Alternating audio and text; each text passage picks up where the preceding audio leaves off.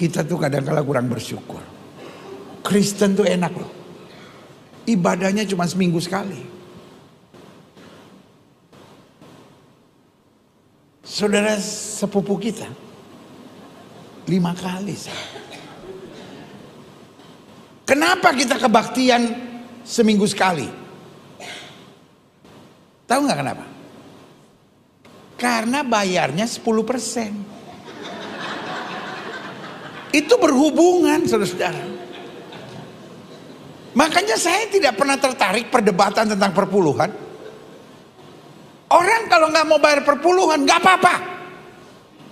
Semua hamba-hamba Tuhan yang bilang nggak usah bayar perpuluhan nggak apa-apa, bayar 2,5. Nggak usah 10%, 2,5. Tapi sembayangnya 5 kali sehari. Iya dong, enak aja. Udah cuma 2,5 mau seminggu sekali. Beda kelas. Dari mana masuk gereja langsung masuk. Kita orang Islam diajarin bersih sebelum sembahyang, cuci semuanya. Saya bilang lu 2,5. Gue 10%, bukan berarti gue jorok. Disucikan oleh darah Yesus. Nggak usah tepuk tangan. Lu 10 apa 2,5? Yang enak aja, amin. Persembahan 2,5%. Iya.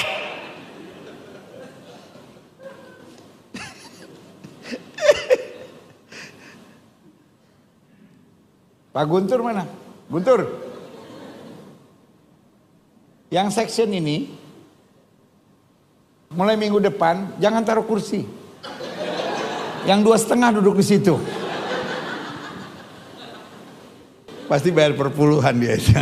Puas banget dia seminggu sekali. Gak usah cuci-cuci. Ya kan? Gak usah bergerak-bergerak. Loh, kita kan bayar 10%. Makanya kita kebaktian tenang aja. Ya kan?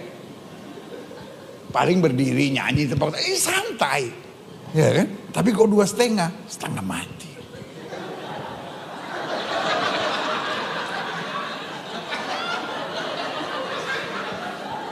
Yang paling berat terakhirnya mesti lipat kaki. Nggak semua orang bisa. Iya kan? Kaki mesti dilipat, ayah. Tapi ya udahlah 2,5. Coba lihat kan, mana ada mualaf pintar? Kan bodoh semua. Kebodohan mereka nampak, lihat kalau mereka boleh bertanya kan. Lihat kemarin debat itu. Mualaf, mantan pendeta, tidak tahu Maria Magdalena itu bukan ibu Yesus. Itu gobloknya kan keterlaluan tuh. Anak sekolah minggu saja tahu itu. Coba itu tanya mana Ibrani. Tanya tuh dia tahu tuh Maria Magdalena itu bukan ibu Yesus. Tapi mualaf mantan pendeta bisa anggap. Itu kan gobloknya keterlaluan. Mantan pendeta. Tinggalkan gerejanya. Sekarang istrinya yang ambil alih. Ganti dia jadi pendeta. Tapi tanya. Yesus tidak bangkit karena tanda Yunus. Yunus tidak mati, berarti Yesus tidak mati. Bapak ini mualaf, mantan pendeta. Assalamualaikum warahmatullahi wabarakatuh. Berjumpa lagi dengan Jadi HMC ya, channel yang mengedukasi dan menghibur. Masih dalam rangka menjawab fitnahan yang dibuat oleh pendeta-pendeta yang sering sekali mengatakan bahwa mualaf-mualaf adalah orang yang tidak ngerti, adalah orang yang bodoh karena mau tertipu dengan ajaran dari Arab, dari nabi yang buta huruf. Itulah yang paling sering kita dengar dari Polikardus-Polikardus ini maupun pendeta Polikardus tentunya. Dan baru-baru ini juga kita mendengar bagaimana Esra Soru mengatakan seluruh mualaf itu bodoh. Ngeri teman-teman ya. Entah standar apa yang dipakai oleh Esra Soru, apakah dia bermaksud mengatakan bahwa mualaf ini bodoh karena mau meninggalkan kenikmatan duniawi, karena mau meninggalkan semua yang dia miliki untuk melangkah, ya, untuk melangkah ke zona yang benar-benar baru, sesuatu yang ya kalian sendiri juga tahu bahwa di Islam itu penuh dengan hambatan, rintangan, ya, penuh dengan aturan, kan nggak enak. Jadi dia menganggap hanya orang bodoh yang mau meninggalkan zona nyamannya menuju zona baru. Kalau seperti itu, ya silakan. Silakan Anda katakan kami orang bodoh karena memilih meninggalkan kenyamanan ini. memilih melangkah untuk sesuatu yang penuh dengan aturan. Tetapi kami yakin aturan inilah yang akan menyelamatkan kami. Aturan inilah rambu-rambu yang Allah berikan agar kami tidak tersesat, agar kami tidak salah jalan. Karena saya lebih memilih berjalan di jalan yang penuh dengan rambu lalu lintas, ada aturan, daripada saya berjalan di padang gurun, hutan belantara, yang saya tidak tahu mau kemana saya melangkah. Coba kalian pikirkan teman-teman, kalian lebih bagus ada di jalan yang kiri kanan ada pembatasnya, ada rambu-rambunya, aturan jalannya banyak, atau kalian lebih suka di padang gurun, ya, atau di hutan yang kalian juga nggak tahu ini mau ke kiri atau mau ke kanan atau mau lurus. Bahkan pemandunya saja kebingungan. Pemandunya itu aja bingung. Pemandu A bilang jalannya ke kiri, yang satu bilang enggak, ke kanan. Kok salah kamu, yang satu lagi bilang lurus sana. Berantem, pemandunya berantem teman-teman. Masih belum sepakat Tuhannya siapa. Masih belum sepakat bagaimana cara masuk surga. Saya lebih bagus ikut yang jelas-jelas saja. Mohon maaf, walaupun penuh dengan aturan. Mau dibilang bodoh, silakan. Nggak ada masalah. Karena statement dari pendeta-pendeta ini tidak akan mengurangi apapun dari saya. Tidak mengurangi apapun. Bahkan yang ada keimanan saya makin kuat. Dengan fitnahan dan hujatan yang dibuat oleh Polycarpus, keimanan kita makin kuat. Dan itu malah menunjukkan bagaimana depresinya mereka, bagaimana stresnya mereka. Mereka kebingungan bagaimana meyakinkan umat muslim untuk pindah, untuk murtad.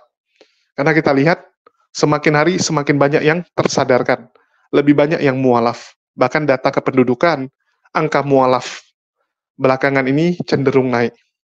10 tahun yang lalu kita kalah, itu kita akui. Dari zaman dulu kita kalah.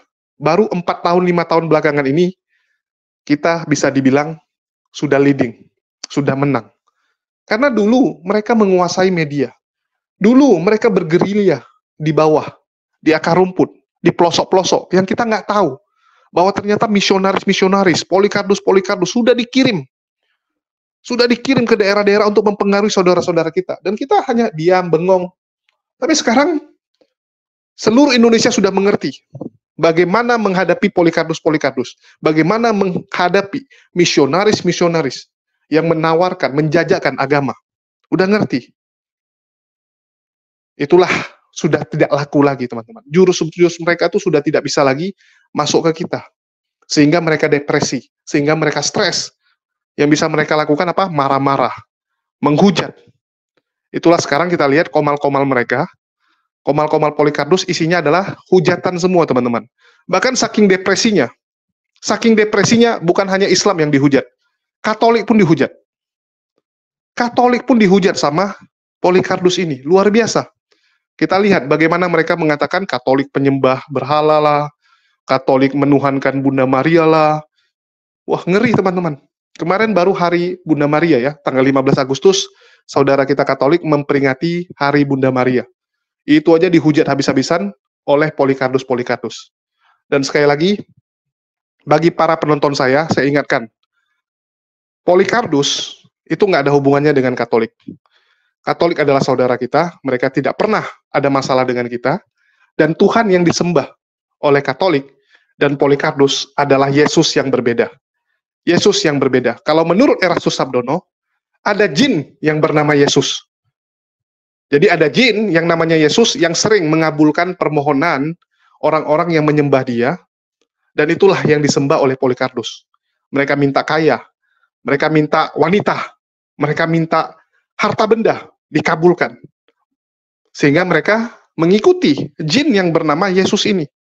Yang ngomong Erastus, bukan saya, jangan marah kepada saya, ada buktinya.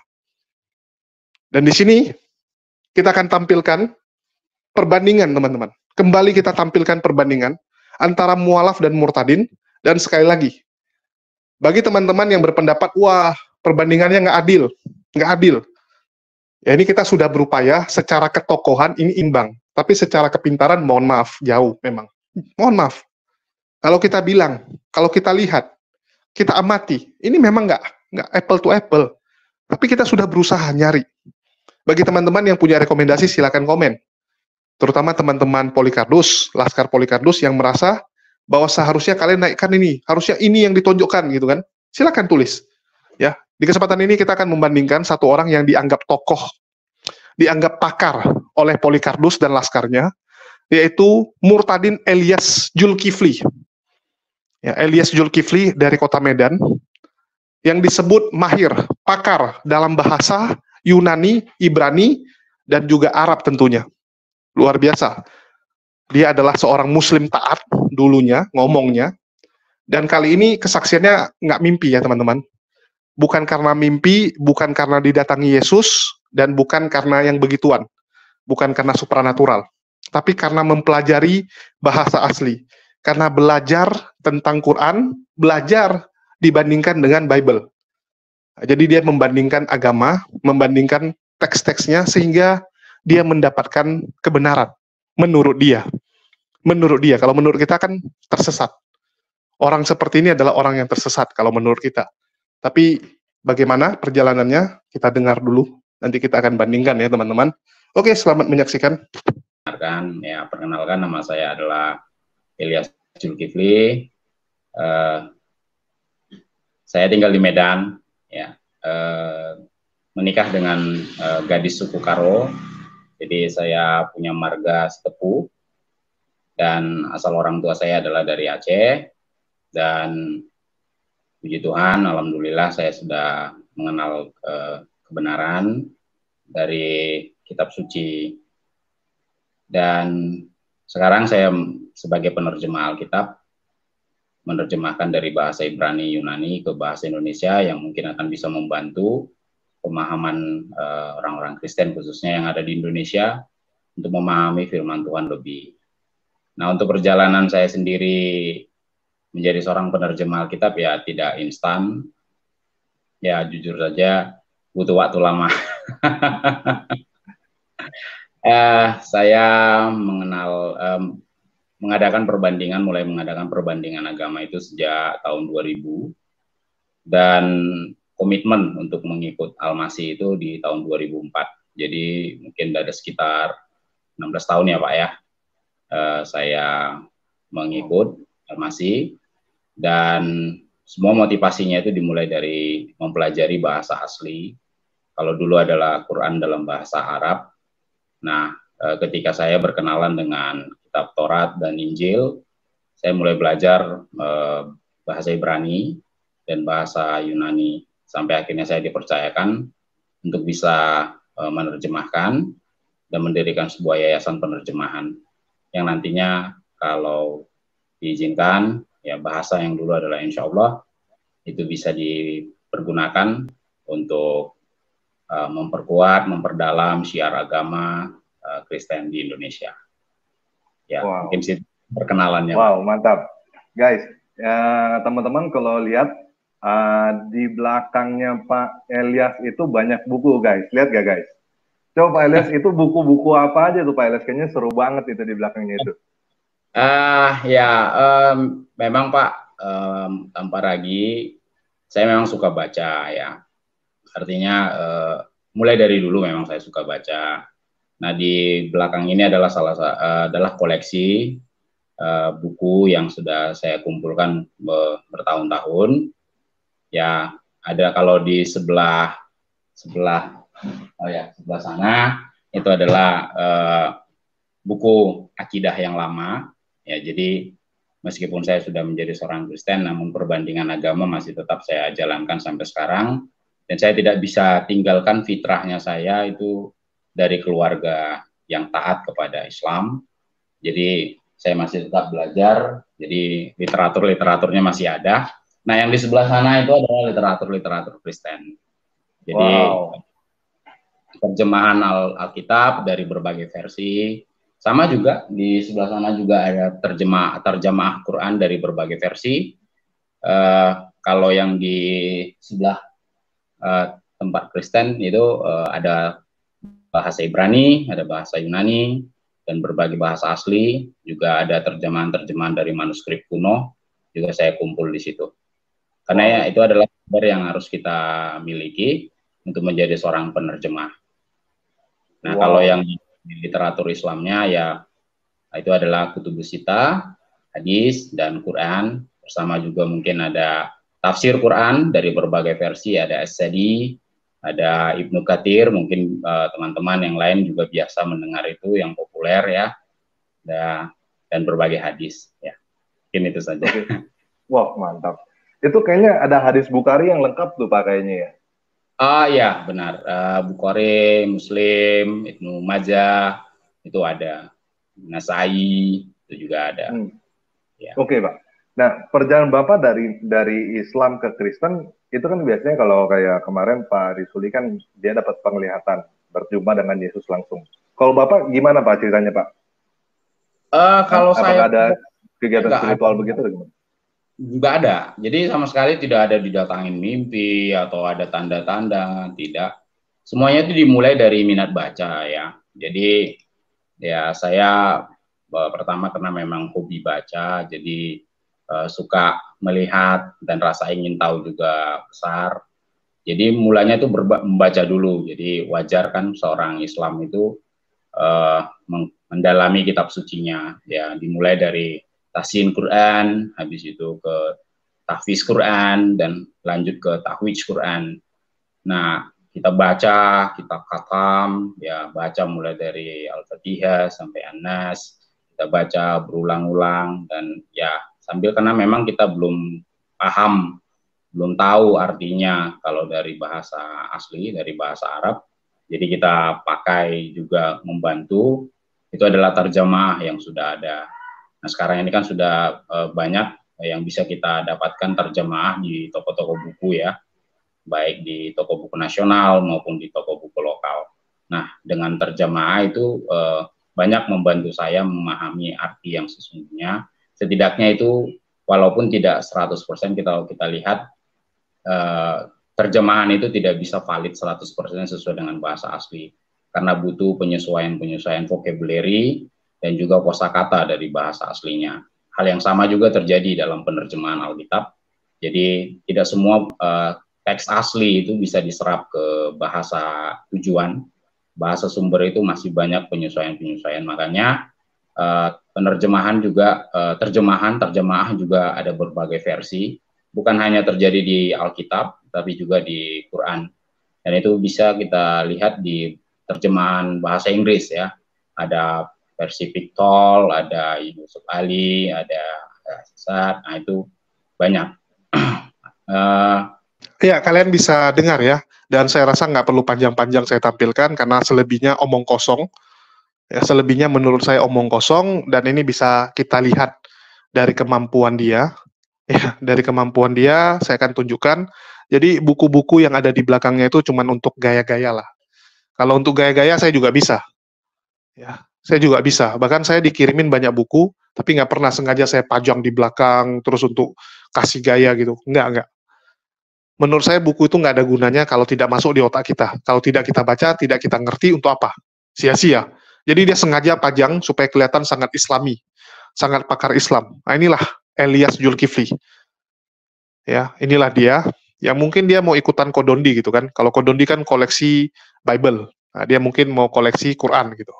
Ya, ikutan gaya Kodondi. Tapi karena Kodondi kemarin sudah kita tampilkan, ya nggak mungkin kita tampilkan lagi Kodondi. Mohon maaf. Ya kita tampilkan yang lain saja.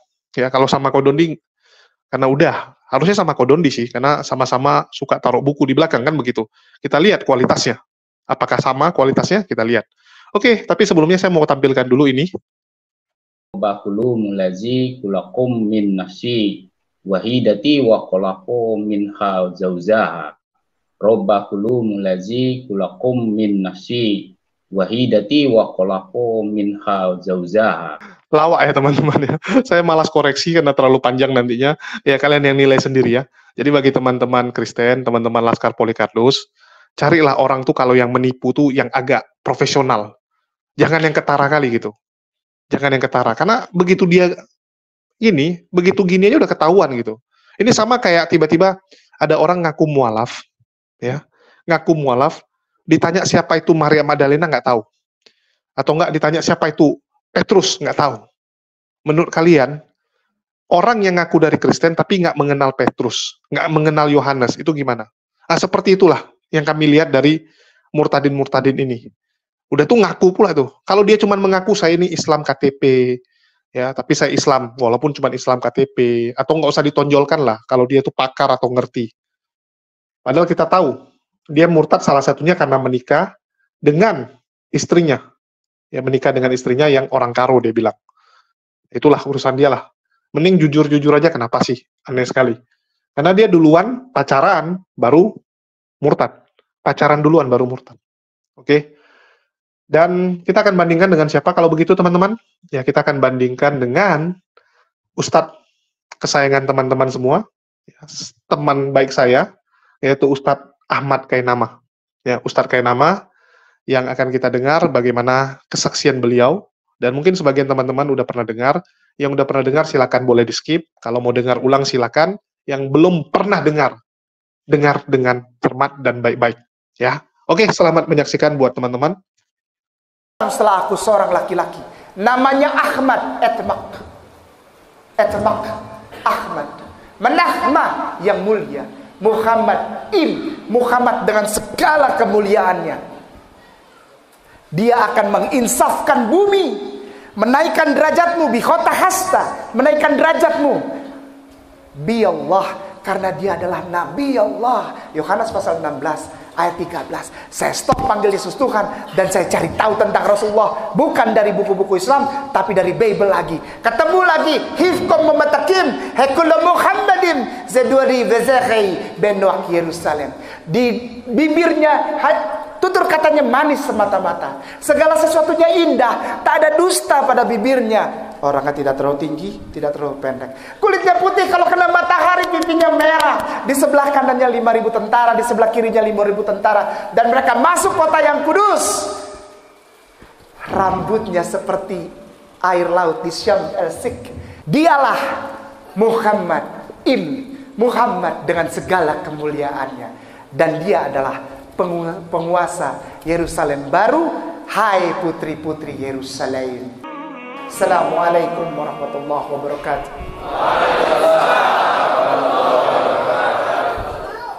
Nama saya Agustinus Christopher Kainama. Wah, ini langsung pada bilang Ustaz Tony ternyata salah undang. Namanya Agustinus, ini bahaya ini. Sekali lagi saya tidak pernah malu pakai nama ini. Walaupun banyak sekali yang tidak senang ketika saya menggunakan nama ini. Dan saya setelah saya ada berita saya mau masuk Solo dan masuk Surabaya kemarin, makin keras lagi orang memberikan tanggapan bahwa Kainama yang ini nih, Agustinus Christopher Kainama adalah penipu, pembohong. Hai umat muslim, ada yang tulis begitu. Saya dibacakan tapi saya tidak baca sendiri. Saya dibacakan katanya umat muslim sedang ditipu oleh seorang laki-laki yang mengaku dirinya pendeta, bahwa dia bohong, dia tidak pernah jadi pendeta, tidak pernah disekolahkan dan segala macam. Tapi di ujung kalimat itu ada pernyataan begini, Bung, sudahlah. Berarti dia kenal saya gitu. Karena cuma orang Ambon yang tahu yang biasa dipanggil Bung. Karena saya orang dari Ambon, dari Maluku.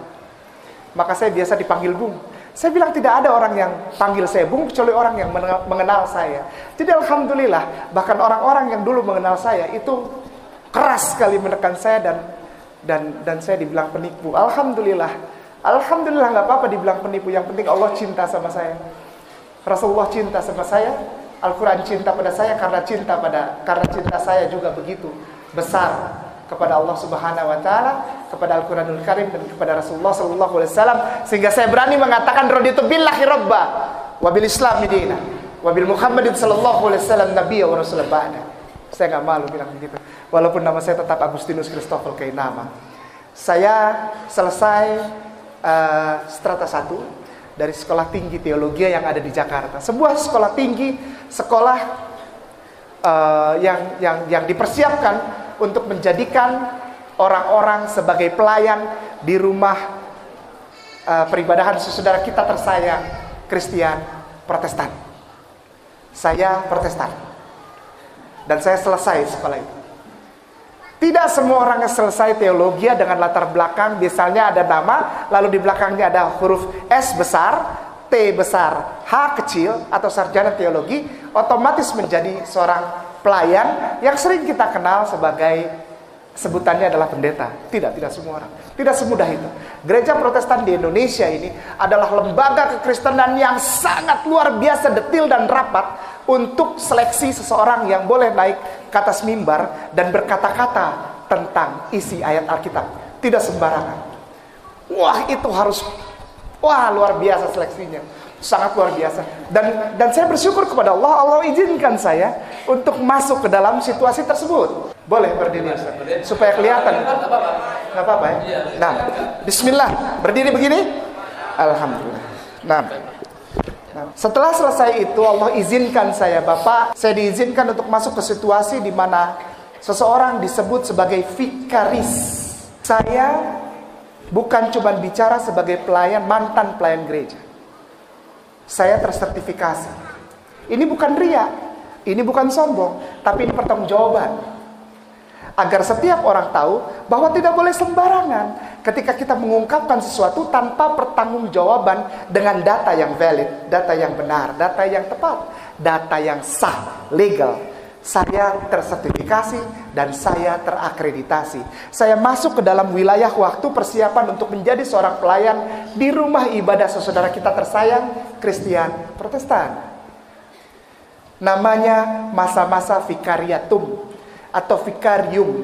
Orangnya disebut vikaris karena ada masa vikariat, masa persiapan untuk menjadi wakil, dipersiapkan untuk menjadi pembicara atau pelayan atau gembala di rumah ibadah saudara kita Kristen Protestan. Nama wilayah waktunya disebut vikariatum. Di masa vikarium itu, di masa vikariat itu, di masa persiapan sebelum kita ditahbiskan atau di dalam bahasa Islamnya dibaiat, saya menerima keberkahan. Dan sekarang sudah tidak lagi, program itu tidak ada lagi. Program itu sudah tidak ada. Barusan saya cerita sama Ustaz Tony dan program itu sudah tidak ada lagi. Ada program yang memberangkatkan calon pelayan, calon pendeta ke satu tempat yang tidak jauh dari sini untuk belajar Bible di mana Bible itu ditulis. Jadi ayat-ayat di dalam Alkitab, ayat-ayat di dalam Bible saudara kita itu, tempat di mana itu ditulis, itu kita biasanya dikirim ke sana. Nama kotanya Haifa. Tidak jauh, hanya 1 jam perjalanan dari Tel Aviv. 1 jam 5 menit lah. 1 jam 5 menit atau 1 jam 10 menit dari Tel Aviv. Indonesia tidak punya hubungan diplomatik dengan Israel. Jadi kita masuk lewat Jordan. Queen Alia, kita turun di sana lalu beberapa hari di seputaran Jordan situ, lalu kita nyebrang ke Allenby. Di Allenby ada jembatan, ada King Hussein Road situ, King Hussein Bridge. Biasanya tas dibuka-buka, lalu paspor dilihat dan diperiksa-periksa gitu oleh tentara Israel. Lalu kita masuk Tel Aviv. Biasanya kita mampir dulu di Petra, itu biasalah. Lalu kita nyebrang sungai Yordan, lalu kita ke Tel Aviv. Dari Tel Aviv baru Haifa, melewati jalan tol yang namanya jalan tol Yitzhak Rabin. Saya belajar di sana. Dari Haifa ke Tel Aviv itu mungkin 1 jam 10 menit atau 1 jam 5 menit. Mungkin ada dari antum, saudaraku, para ustadzku di sini yang sudah sampai di Aqsa. Anda tahu pasti kalau sampai di Aqsa pasti Anda diajak ke Haifa untuk lihat. Itu kota pelabuhan, kota pinggir perairan, laut Mediterranean. Itu enak kok suasananya di situ ya.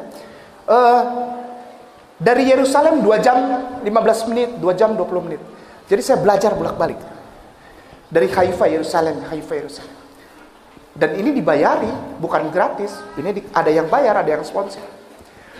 Selesai di sana pulang. Nah ini susunannya. Selesai dari sana pertama, dari Haifa pertama, saya pulang ke Indonesia lalu saya ditahbiskan. Diangkat, disahkan untuk menjadi pelayan di rumah Tuhan. Dan itu valid. Silahkan dicek. Kalau memang tidak ada, ya masa di sana bilang ada. Orangnya sudah jadi Islam kok. Come on, wake up, jangan tidur melulu. Ini valid, dan saya bertanggung jawab untuk hal itu. Lalu setelah pentahbisan, pelayanan beberapa saat, wilayah kerja saya Jawa Barat, Bapak, Ibu. Wilayah kerja saya Jawa Barat, Sinodal Jawa Barat 2. Sinodal Jawa Barat 2. Sinodal Jawa Barat 2 itu wilayah kerja. Sinode itu artinya satu lembaga perkumpulan daripada pengurus besar, majelis jemaat. Nah, itu kumpul di situ, namanya sinode. Nah, saya diutus dari Sinode Jawa Barat 2. Tujuannya apa? Baptiskan orang Sunda. Pada saat perjalanan itu saya diberangkatkan lagi diizinkan Allah untuk berangkat ke negeri Belanda, ke Leiden. Dan di sana saya selesai. Saya tidak di DO. Saya tidak pernah di DO. Sekali lagi, kepada saudaraku saya mau bilang saya tidak pernah di DO. Saya pulang karena tesis saya diterima. Tesis saya diterima dan saya pulang. Sebagai seseorang yang telah selesai pasca sarjana setingkat strata 2 dengan gelar pulang ke Indonesia Master Teologi Liturgia. Setelah itu baru saya berangkat lagi ke Haifa yang kedua. Pulang dari Haifa kedua saya bersyahadat. Setelah selesai dari Belanda saya berangkat lagi ke Haifa kedua. Haifa kedua bukan sama seperti Haifa pertama. Haifa yang pertama adalah saya belajar Tanak. Namanya belajar Tanak. Tanak ini Torah, Nevi'im, Ketubim. Ini adalah bagian-bagian penting dari kitab-kitab saudara kita yang tersayang Kristen dan Katolik. Torah, Nevi'im, Ketubim. Torah adalah kitab Taurat. Ya, hukum, law, tatanan. Ya, tatanan ibadah, tatanan berkehidupan dan macam-macam. Ya, hukum, law. Lalu yang kedua Nevi'im. Nevi'im artinya kitab para nabi. Itu dibagi lagi, ada nabi besar, ada nabi kecil, ya kita belajar sana. Lalu yang ketiga adalah Ketubim, kitab-kitab pujian. Termasuk di dalamnya kitab Zabur yang dikenal oleh kaum muslimin dan muslimat. Yang di sana disebut Mizmor.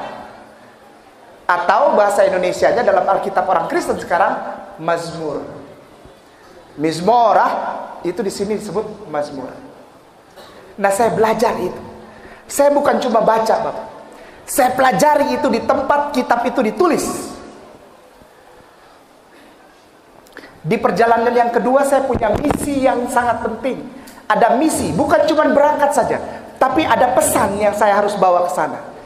Pesannya adalah cari tahu tentang siapa itu Jesus Christ. Siapa itu Yesus Kristus? Apakah dia sama dengan Isa alaihissalam yang sering digembar-gemborkan oleh umat muslimin dan muslimat sebagai nabi orang Islam?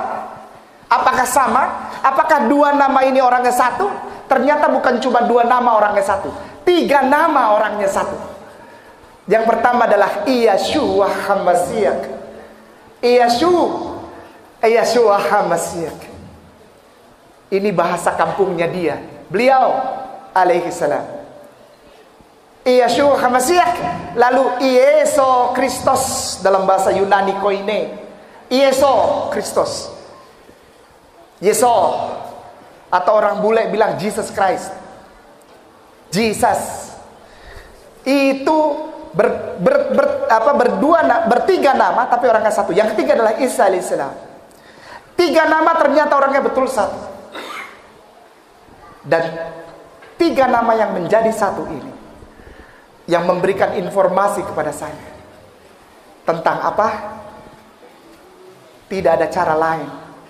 Tidak ada cara lain. Sekali lagi, tidak ada cara lain di muka bumi ini. Jika engkau ingin menyatakan cintamu kepada penciptamu, selain mengikuti seorang laki-laki yang bernama Etamakah Manahma Muhammad Im Memhat Mendalat Im Muhammad Im, Muhammad yang Im ini artinya segala kemuliaan bagi dia. Dan ini ada di dalam pelajaran yang saya pelajari. Ketika saya berangkat ke sana, selama perjalanan mencari ilmu saya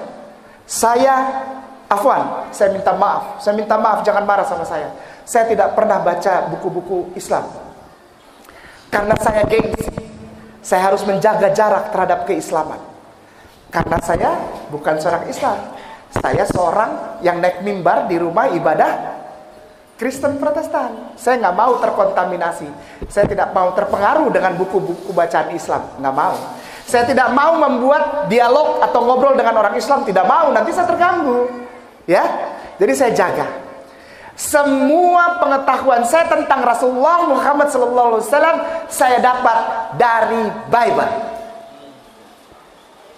Sekali lagi, segala sesuatu yang menggoyang hati saya sehingga saya bergerak mengambil keputusan. Bapak Ibu jemaah yang disayangin Allah Subhanahu wa taala, susah jadi orang Islam.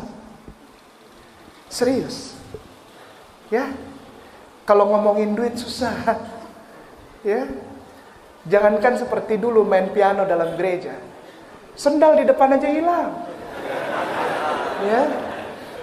Kotak amal udah dirantain, dijebol, Bapak. Enggak, ini cuma ini. Enggak, maksudnya begini.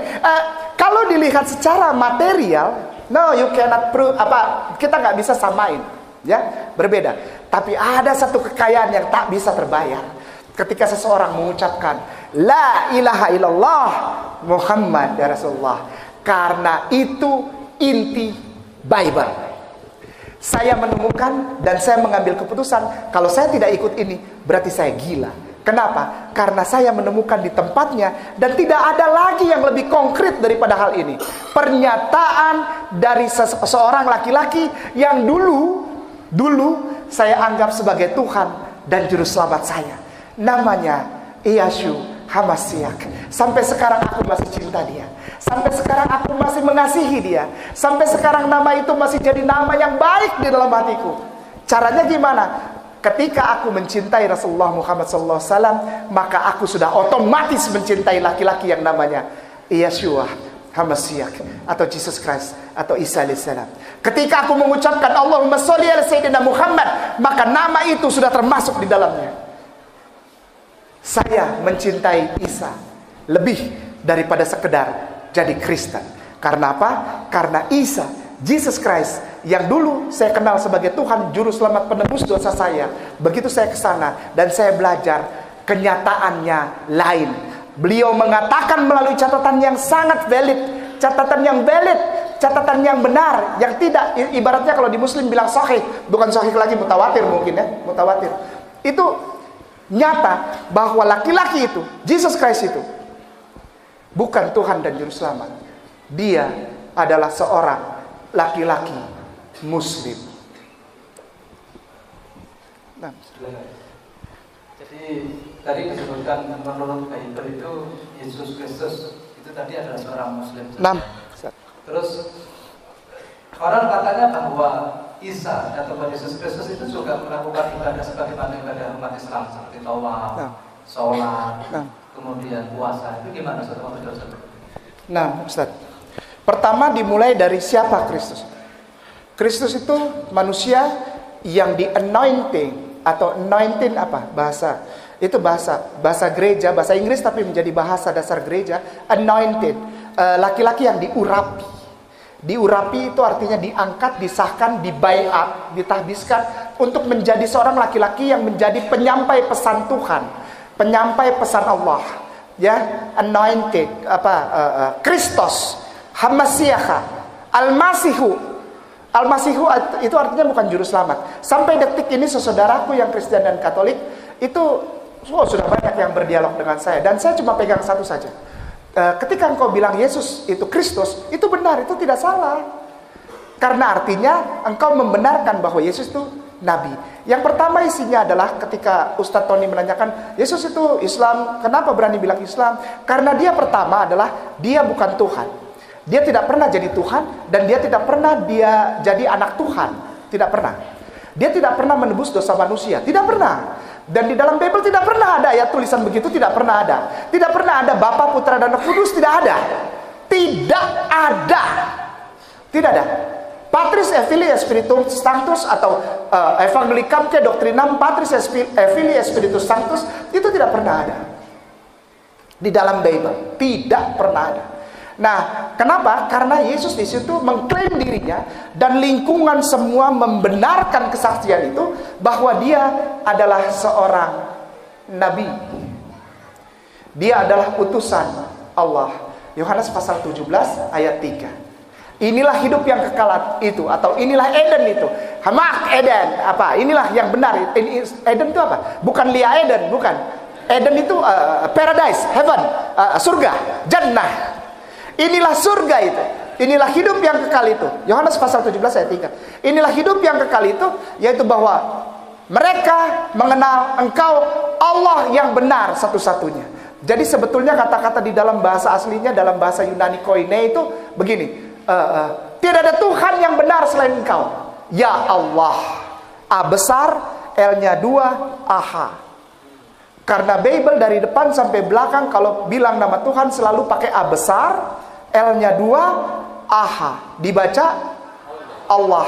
Tidak ada yang benar selain Engkau ya Allah. Tidak ada Tuhan yang benar selain Engkau ya Allah. Tidak ada Tuhan selain Allah. Itu yang pertama. Di ayat B-nya, di ayat Yohanes pasal 17 ayat 3b-nya bilang begini. Dan aku Isa, utusanmu. Allah. Aku Isa, utusan Allah. Jadi pesan yang saya dapat pada saat Yesus masih hidup, Isa alaihissalam masih hidup, kepada para pengikutnya adalah, jika engkau mau masuk surga, imani dan katakan itu, yaitu pertama adalah la ilaha illallah Isa Rasulullah. Ungkapkan itu di depan orang menjadi kesaksianmu, menjadi asyhadu alla ilaha illallah wa asyhadu anna Isa Rasulullah, karena Rasulullah belum datang. Ya, perbandingannya sangat nggak adil sebenarnya ya. Saya sampai bingung nih teman-teman, ada nggak murtadin yang lebih bagus gitu yang bisa kita tampilkan? Karena selebihnya, saya lihat murtadinnya tuh yang kesaksian ketemu Yesus, nempel lah, nempel di tembok lah. Ada yang bilang saya lagi ngintip dari lobang kunci, tiba-tiba Yesusnya keluar. Dari lobang kunci Yesus keluar, tiba-tiba membesar, tiba-tiba berdiri di hadapan dia. Ada yang ketemunya di toilet lah. Saya bingung gitu, kalau saya hadirkan murtadin seperti itu, orang Kristen mayoritas juga nggak percaya. Terus yang kedua, saya mau bandingkan dengan mualaf yang seperti apa gitu. Soalnya kalau saya bandingkan dengan teman-teman yang mualaf, nanti teman-teman saya komplain. Komplain, loh kok saya dibandingkan dengan yang beginian gitu. Ini yang membuat kita agak susah nih sekarang nih, lagi susah. Bagi teman-teman yang punya ide, silakan tulis.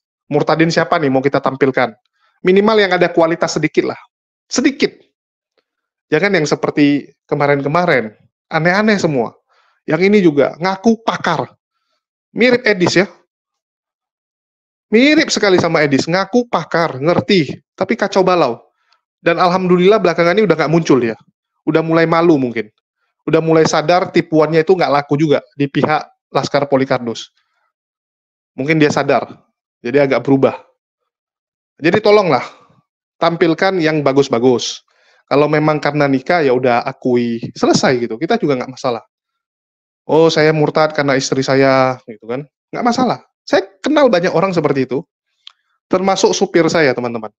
Supir saya dulu, orang Aceh, dia murtad, teman-teman. Dia murtad lantaran dia pacaran sama, ya, pacarnya yang terakhir jadi istrinya juga, ya, itu dari Batak, Kristen. Jadi dia bilang selama pacaran, mereka nggak bahas agama. Nggak bahas agama, tapi namanya pacaran, dia di mobil, diputarin ini ya, dulu dia bawa mobil juga, dia putarin lagu ini, lagu rohani, jadi pacarnya sering putarin lagu rohani, terus mereka kalau kemana-mana juga dengarnya lagu rohani, terus dia temani pacarnya pergi perkumpulan gereja, temani ke gereja, lama-lama dia lengket, lama-lama dia merasa, wah lebih enak di sini, lebih kompak, jadi dia murtad karena merasa di gereja lebih kompak teman-temannya. Dia bilang kegiatannya positif, orang-orangnya lebih enak. Ya, kalau di Islam bosan dia bilang, ya, kerjanya ngaji gitu, bosan. Kalau di gereja ada kegiatan. Nah, itu nggak masalah, silakan. Itu kan iman kamu, kita juga nggak maksain. Walaupun bagi kita bodoh. Orang yang menggadaikan iman hanya karena merasa di dunia yang sebelah lebih enak, itu bodoh. Bodoh teman-teman. Tapi itu iman dia. Ya, saya dulu ketawa aja gitu. Ya, karena dulu saya juga masih oten gitu. Jadi supir saya ini terakhir rupanya jadi oten juga, ya bagus gitu kan. Ya, jadi dia supir sewaan gitu. Kalau dari Medan ke Aceh. Ya, kalau dari Medan ke Aceh baru panggil. Oke, jadi di sini teman-teman, ya saya mau bilang kalau murtad gara-gara dunia rugi kita. Kalau mau mandang dunia, mohon maaf saya katakan, di sebelah memang lebih nyaman. Teman-teman saya lebih banyak oten. Rekan bisnis saya lebih banyak oten. Gara-gara saya buat channel ini, saya harus keluar. Mungkin yang teman-teman ikut dari 2 tahun, 3 tahun lalu lah. Yang dari zaman HMC, kalian tahu sekali.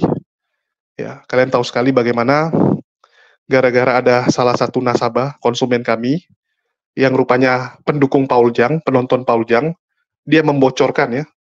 Dia tahu bahwa saya adalah yang punya HMC.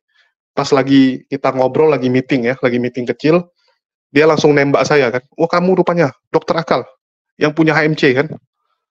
Langsung saya dihakimi oleh teman-teman saya, dan setelah itu teman-teman saya memperingati, udahlah tutup channel itu, dan terakhir karena sempat heboh ya, gara-gara saya dicari oleh Paul Jang, oleh Wak Donat, ya, oleh Polikardus gitu kan, waktu heboh.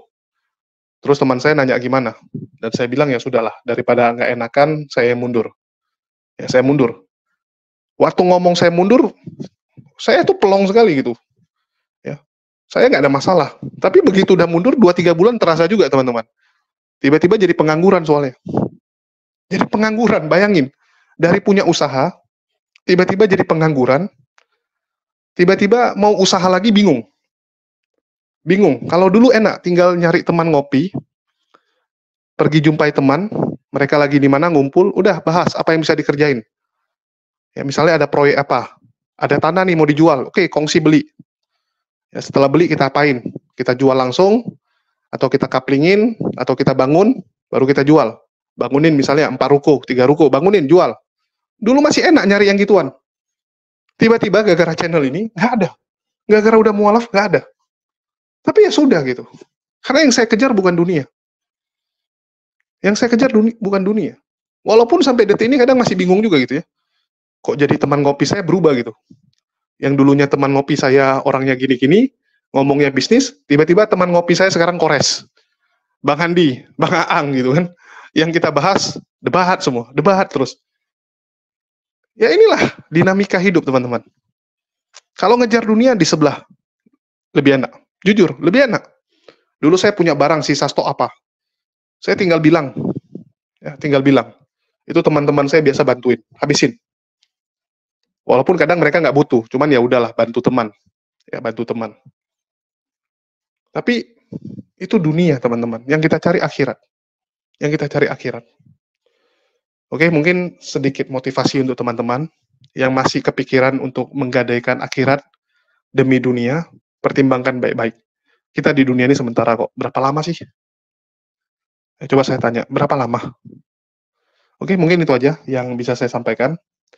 Ya, semoga ada gunanya. Makasih buat teman-teman semua yang udah nyimak dan mendukung channel ini. Makasih buat semuanya. Di akhir kata saya ucapkan, wassalamualaikum warahmatullahi wabarakatuh. Sampai jumpa di konten-konten kita berikutnya.